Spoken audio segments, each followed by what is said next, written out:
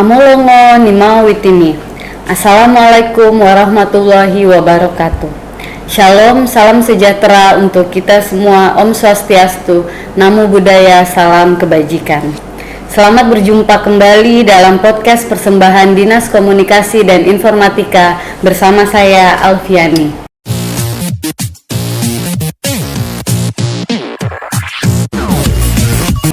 Sebagai gambaran umum, podcast ini bertujuan untuk menyebarluaskan informasi pembangunan kepada masyarakat Kabupaten Mimika dimanapun berada, termasuk kebijakan serta apa yang telah dan akan dilakukan oleh pemerintah Kabupaten Mimika di tahun 2022 ini.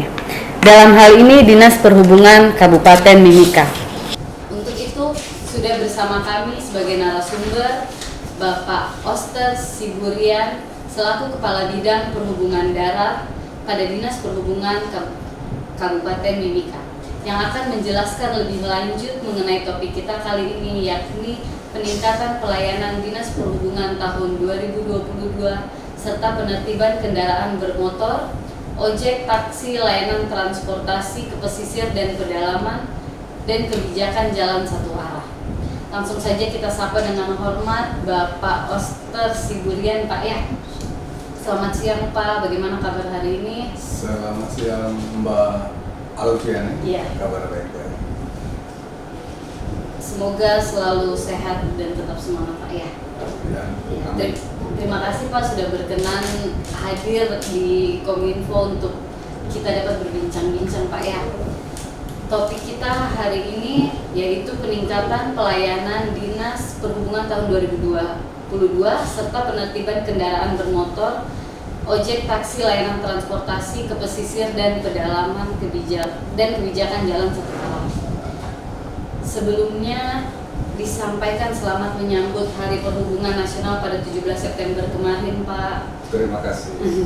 Kegiatan apa aja yang dilakukan dalam merayakan Harhubnas tahun ini Pak? Harhubnas yang kita laksanakan pada 17 September itu salah satunya ya ada perlombaan internal di kantor bersama mitra-mitra kita. Kemudian kita mengadakan sweeping gabungan bersama TNI, Polri, Samsat, dan ya itu yang kita laksanakan pada hari H17 September. Kita bergabung dengan UPBU untuk melaksanakan upacara di sana. Di mana Pak? Di bandara. Mohon penjelasannya Pak mengenai program kegiatan Dinas Perhubungan di tahun 2022 ini, terutama untuk perhubungan darat. Kalau perhubungan darat, programnya di tahun 2022, perhubungan darat terdiri dari 3 seksi, yaitu seksi standar operasional, lalu yang kedua seksi LAJ, dan yang ketiga seksi ASDP.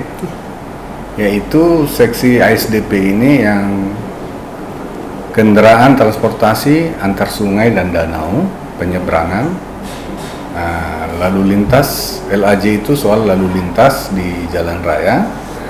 Dan yang standarisasi ini, seksi standarisasi ini, dia di bawahnya ada 2 unit pekerjaan, yaitu pemeriksaan kendaraan bermotor dan terminal yang ada di pasar sentral.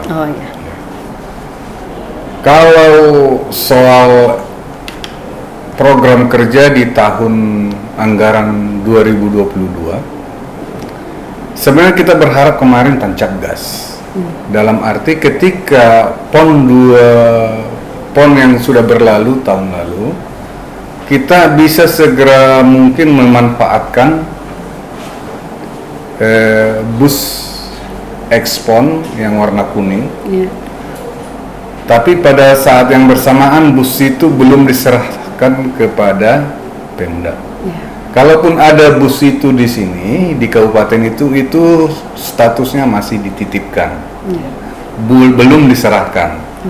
Nah, jadi seandainya dari awal itu langsung diserahkan, apakah itu kepada Pemda atau itu kepada Damri, tentu target utama kita melakukan kolaborasi. Bagaimana pelayanan angkutan di dalam kota, kira-kira seperti itu. Kalau soal bispon yang ada di Kabupaten Mimika, pemanfaatannya seperti apa supaya terkoneksi setiap wilayah di kota, barangkali dari bandara ke pasar sentral, dari setiap titik-titik pemukiman ke bandara ke pusat kota, seperti itu.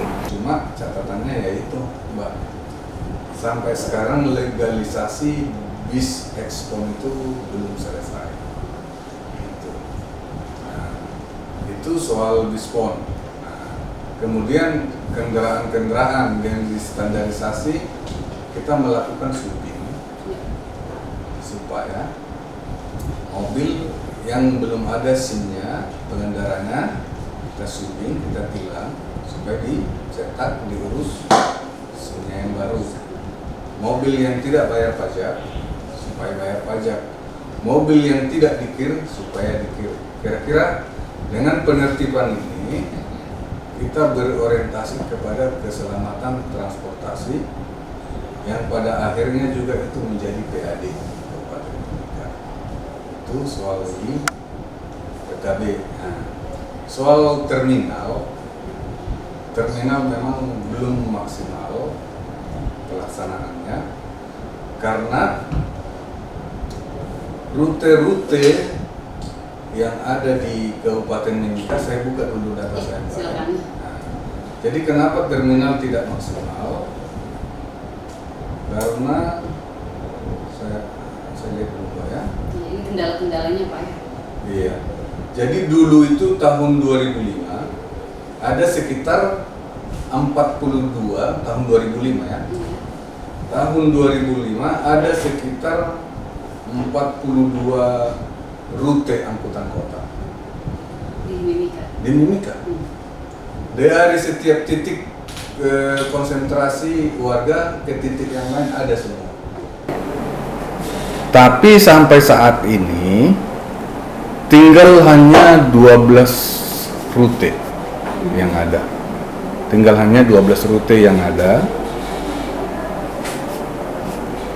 Artinya rute yang lain itu semua jadi semacam autopilot, tidak dikendalikan pemerintah karena memang satu, kenaikan BBM dengan onderdil ini tidak berbanding lurus dengan tarif.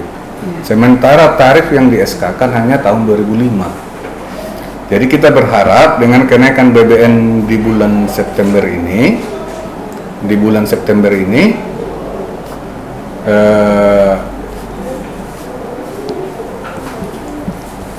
akan ada tarif baru dari provinsi. Kita akan sesuaikan dengan turunan di Kabupaten Mimika. Nah, dengan demikian akan muncul nanti tarif baru di Kabupaten Mimika. Semoga cepat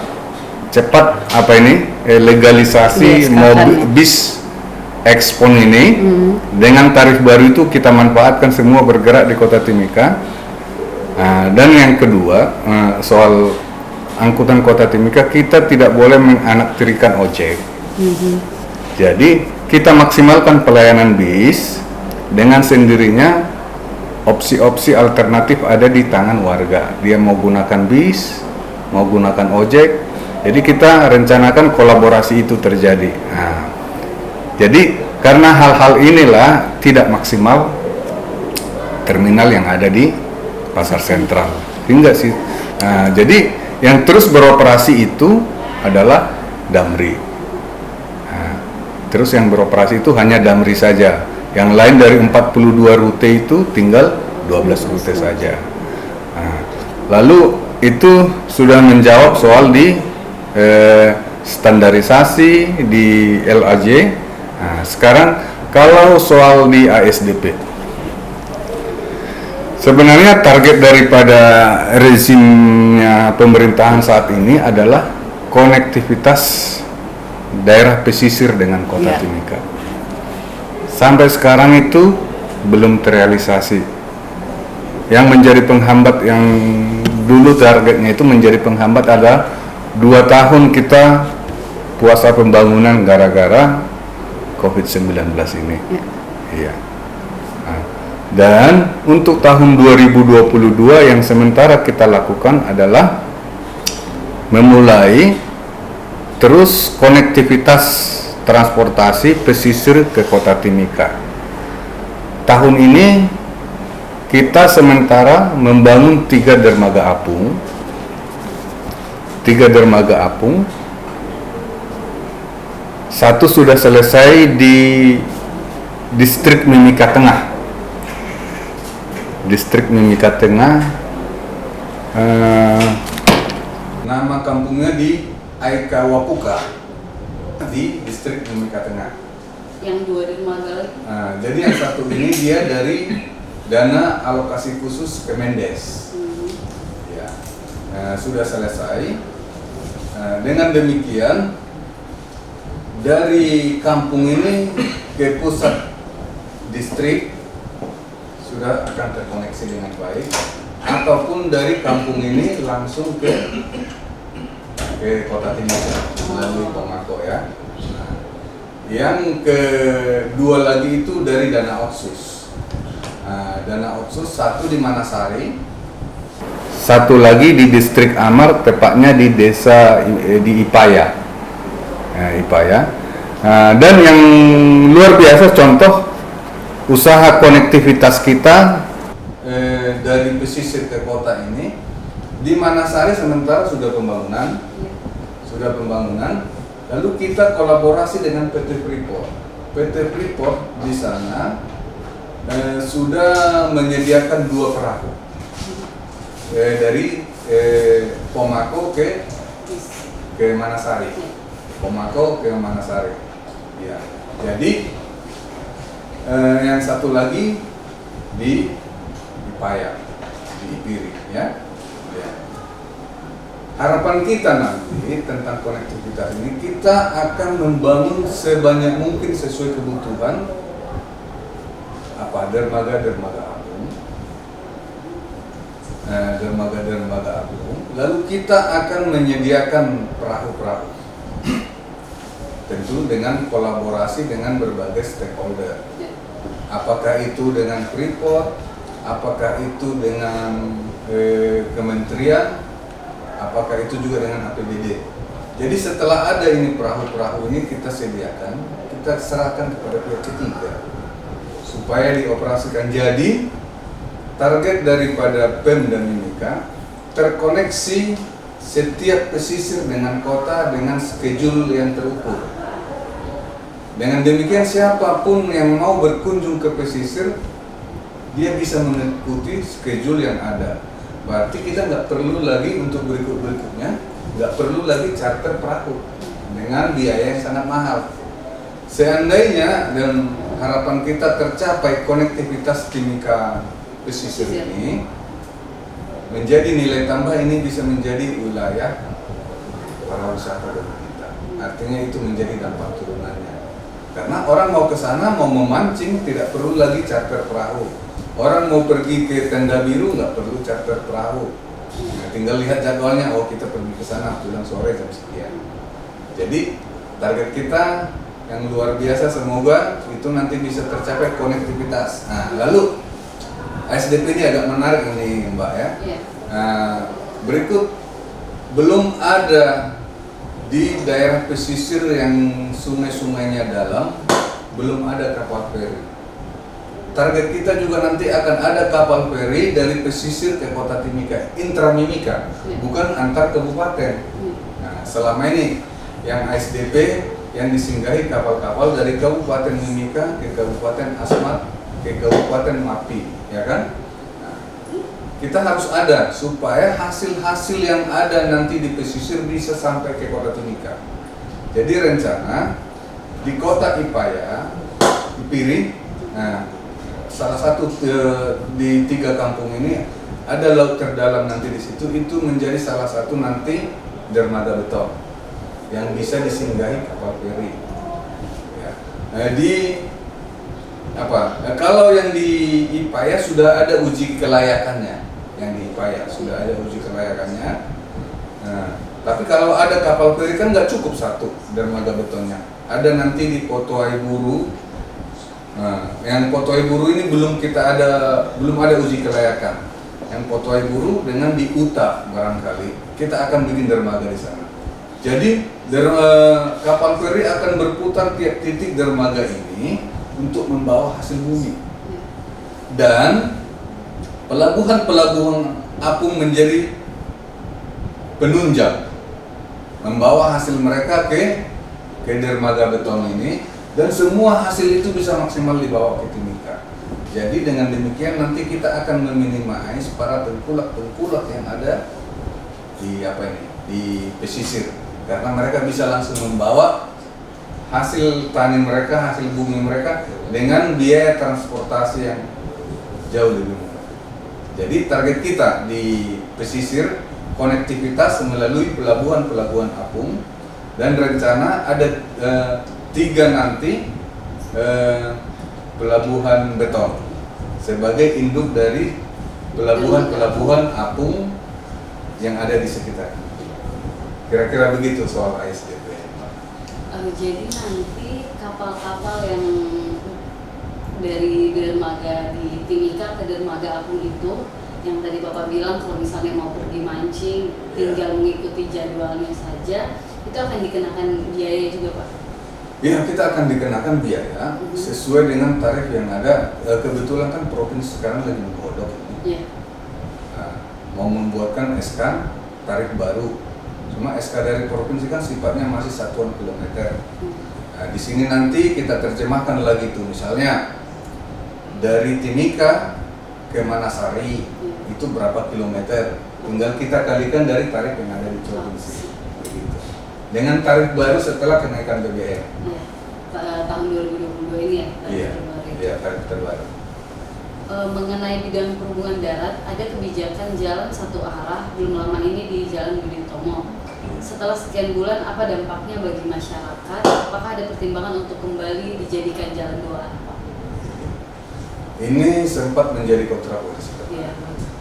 Nah, karena kebijakan jalan satu arah Budi Utomo ini mulai dari simpang 3 Diana sampai dengan simpang 4 Hasanuddin. Ini sudah menjadi kebijakan yang dilaksanakan di tahun 2021. Tentu kebijakan ini sudah melalui analisa pertimbangan-pertimbangan bahwa itulah yang terbaik untuk jalan Budi Utomo. Ya. Tapi masyarakat kaget, tentu semua ada punya dampak. Ada orang yang jalan menjadi memutar jauh, ya kan? Ada yang jalan memutar jauh, karena memang dari awal kita sudah terbiasa dengan 2 arah. Kemudian kekagetan masyarakat itu, sebenarnya masyarakat di satu sisi sebagian kecil, saya katakan sebagian kecil masyarakat resisten terhadap kebijakan. Saya katakan sebagian kecil saja. Cuma yang namanya resisten terblow up langsung kelihatan menjadi besar. Yeah. Saya kasih contoh. Yang resisten dan bertindak di lapangan akan mendapatkan risiko yang sangat besar. Karena ketika dilakukan kebijakan dia satu arah, ada yang melawan, dia akan menimbulkan kecelakaan. Dia resisten terhadap kebijakan itu. Ketika kebijakan itu kita ikuti, maka tidak akan ada kecelakaan. Jadi di tahun 2022 ini kita tetap mempertahankan kebijakan satu arah itu, dengan tentu supaya masyarakat terbiasa familiar dengan kebijakan satu arah ini. Kita setiap titik simpang tiap pagi kita jaga, setiap titik persimpangan itu kita jaga. Kalau tidak salah ada 10 persimpangan itu ya. Itu kita jaga tiap pagi. Kemudian setiap 2 jam setiap 2 jam tim kita ada selalu memutar di sana setiap 2 jam. Ya, puji Tuhan setelah terakhir ini tidak ada lagi kecelakaan karena memang kita sangat aktif di sana untuk menjaga setiap simpang. Lalu yang kedua, kesadaran masyarakat sudah semakin baik bahwa apa yang dibuat pemerintah ini adalah demi kelancaran transportasi. Dan ketika Mbak tadi menanyakan apakah ada kemungkinan atau potensi dikembalikan menjadi 2 arah, sampai sekarang belum ada mengarah ke sana. Itu Pak, jadi untuk sampai saat ini tetap satu arah. Tetap satu arah. Kalau terkait penertiban kendaraan bermotor, apakah upaya agar banyak kendaraan melakukan KIR? Apakah ada biaya? Kendaraan apa saja yang wajib KIR dan berapa lama proses? Jadi kebijakan KIR kita tentu namanya KIR itu ada biaya, dan biayanya saya tidak hafal betul, tapi biayanya sangat ekonomis. Yang di KIR adalah kendaraan-kendaraan yang membawa penumpang dan membawa barang. Sampai di Timika baru itu target kita ya. Nah, hanya membawa mobil penumpang dan mobil pembawa barang, yaitu bisa pickup, bisa truk. Iya. Jadi setiap hari kerja dengan secara sadar pemilik kendaraan membawakan mobilnya untuk kita periksa di sana. Nah, jadi itu yang mau perseorangan. Kalau yang perusahaan-perusahaan supaya kegiatan jam kerja mereka tidak terganggu, mereka minta tolong petugas kita datang ke gudang mereka, ke parkiran mereka. Ya, kita datang ke sana, kita bawa petugas kita. Nah, demikian juga dengan PT Freeport. Nggak mungkin PT Freeport membawa semua truk-truk mereka turun ke Timika. Jadi kami 2 kali setahun naik ke Tembagapura. Sepertinya mungkin bulan Oktober atau November kami akan naik lagi Tembagapura untuk melakukan KIR. Ya, jadi sempat itu ada warga nanya, kenapa ya perusahaan-perusahaan nggak pernah KIR? Kok kami yang pemilik angkutan umum yang sering lewat jalanan kami disuruh KIR? Ya karena mereka nggak tahu kalau yang perusahaan-perusahaan kita yang datangi mereka. Seperti itu. Jadi supaya lebih maksimal ini semua kendaraan-kendaraan ini supaya di-KIR, kita melakukan sweeping bersama TNI Polri, Samsat, supaya ketika kita dapatin mereka belum KIR langsung kita arahkan ke PKB, pemeriksaan kendaraan bermotor. Ya, jadi begitu Mbak. Bagaimana dengan ojek di Timika Pak? Apakah ada aturan mengenai ojek? Berapa banyak pengemudi ojek di Mimika saat ini? Bagaimana penentuan tarif ojek dan bagaimana tanggapan Dishub dengan adanya aplikasi ojek online di Mimika? Jadi kalau kita bicara ojek Mbak, secara nasional, ojek ini juga bukan pilihan transportasi yang safety. Namun negara juga tidak bisa menolak kehadiran ojek ini. Ketika bahkan negara tidak bisa menolak, bahkan ojek hadir dalam bentuk aplikasi. Berarti kalau bentuk aplikasi mereka sudah bayar pajak kepada negara. Artinya, apakah ojek ini safety sebagai kendaraan umum? Jawabannya tentu tidak. Tapi suatu fakta di lapangan ada ojek. Dan kita tidak boleh memusuhi warga kita sebagai pengguna ojek atau sebagai pengemudi ojek. Caranya kita tata nanti. Kebetulan yang seperti saya katakan dari awal Mbak, sudah hadir bis PON di Timika 25 unit. Sebenarnya masih ada lagi bis PON yang di Jayapura yang menjadi hak di Mimika 5 unit lagi. Ada 30 unit. Ya. 30 unit dan 25 milik dari Damri. Tapi bukan masalah apakah itu dihibahkan ke Damri atau ke Pemda, nggak masalah. Artinya tetap itu semua adalah untuk warga Mimika. Iya. Ya. Jadi artinya seperti pertanyaan Mbak, bagaimana menangani ojek ini? Kalau nanti legalisasi daripada bis ekspon ini sudah selesai, tinggal kita maksimalkan pelayanan di dalam kota dengan tarif yang ada. Kita maksimalkan dari bandara ke terminal. Nah, misalnya ini contoh saja ya. Dari terminal ke perumahan BTN SP1. Ada reguler. Tiap 20 menit kita akan sediakan halte-halte nanti. Tiap 20 menit di halte ini lewat bis. Tentu dengan harga dia akan jauh lebih murah dari ongkos ojek. Jadi itu target kita nanti, Pak. Jadi nanti semua ini di Kota Timika dengan jarak tertentu melalui evaluasi kita, tiap 20 menit halte dilewati bis. Itu target kita.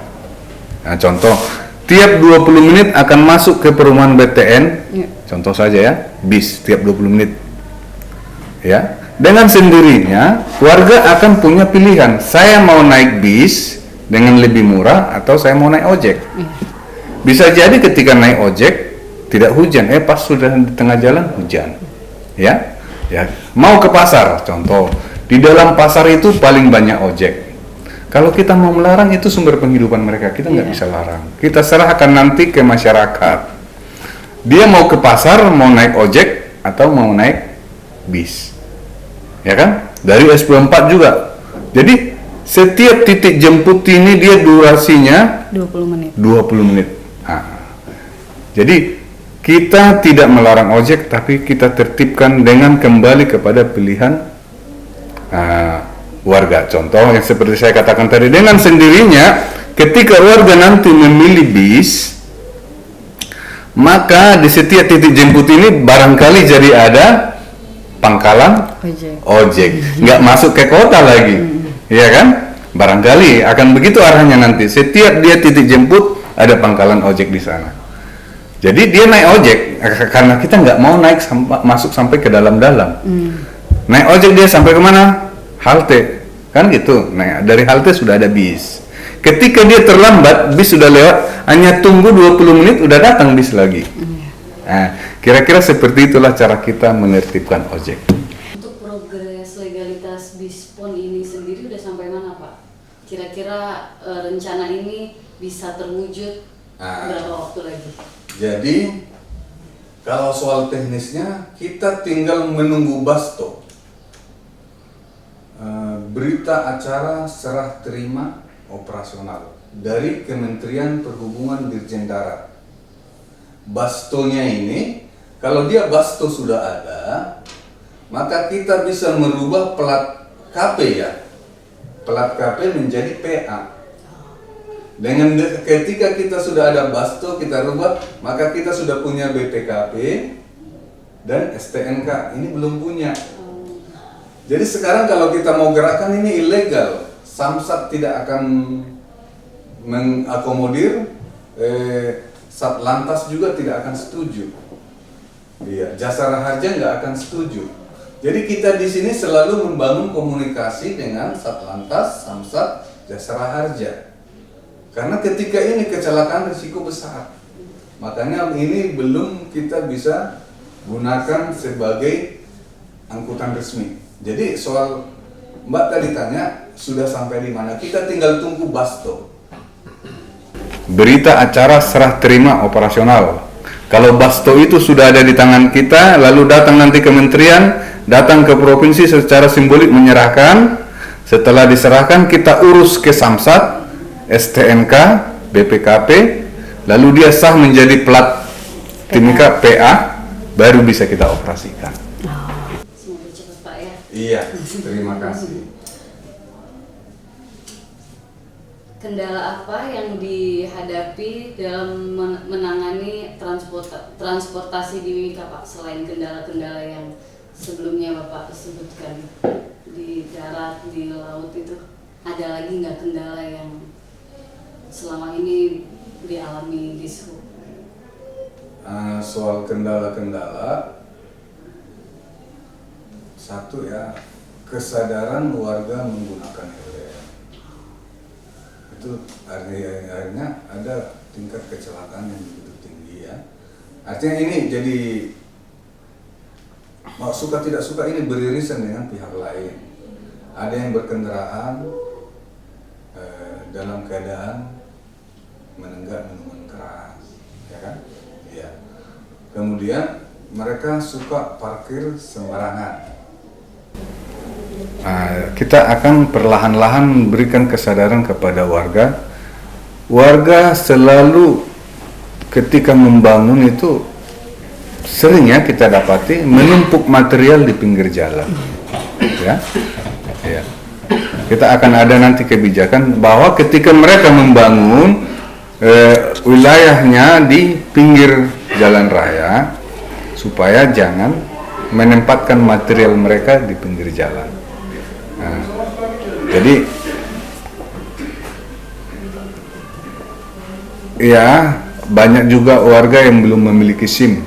Seperti yang saya kembali ke awal tadi, Mbak. Tapi kendala itu bisa kita laksanakan, bisa kita selesaikan ketika kita adakan nanti sweeping bersama. Ada TNI Polri, ada dari Samsat, ada semua terlibat. Nah, secara perlahan-lahan kendala ini akan bisa kita selesaikan. Apakah SDM Dishub mendapatkan pelatihan khusus untuk keahlian tertentu, Pak? Sangat minimal. Ya. Artinya Dishub itu apalagi bidang darat masih lebih banyak honornya daripada PNS. Sementara 2 tahun masa Covid tidak ada